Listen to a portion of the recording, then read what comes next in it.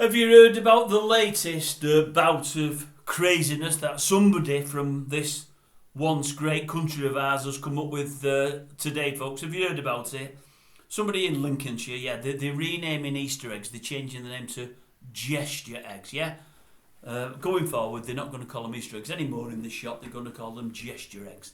I believe it's something to do with the fact that not all religions celebrate Easter and know what Easter's about in our eyes as Christians, and they're trying to make it more inclusive to everybody. So rather than call them Easter eggs, as I say, where some religions don't recognise Easter, they're going to be called gesture eggs. So everybody's included.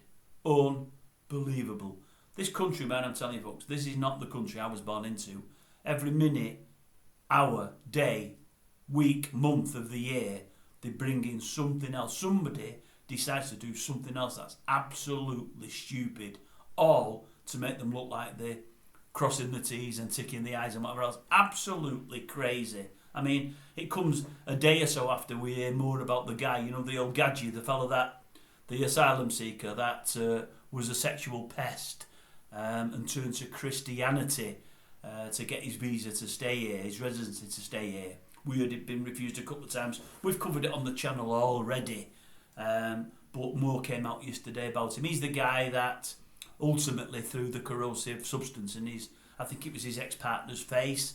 I think he might have blinded her on one side, or almost blinded, disfigured her anyway, and her daughter, I think, if memory serves. So we've covered it in the past, but more has come out about that yesterday. They're saying when you turn to Christianity, the reason they can't send you back in certain countries is if they find you're a Christian, they can kill you for that. You know, you've changed your religion, they don't like it.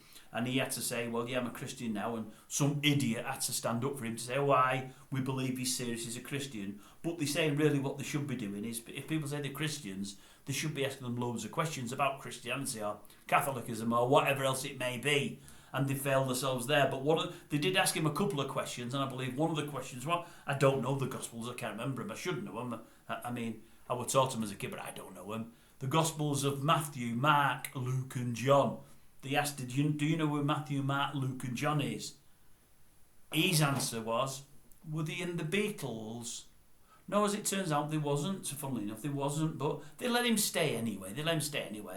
To do what he wanted to do, and and ruin a couple of people's lives there. And then ultimately, he kills himself. Well, wouldn't it be better if he'd have killed himself a few years before and not ruined somebody else's lives? Why on earth do we let him stay? But that on the back of the Easter egg thing, the gesture egg. It just makes you think, where are we living now? What is this country all about? From what it was to what it is, it's just crazy. The whole thing beggars belief for me. It really does. God only knows what's going to happen tomorrow, the day after. There'll always be something else just around the corner.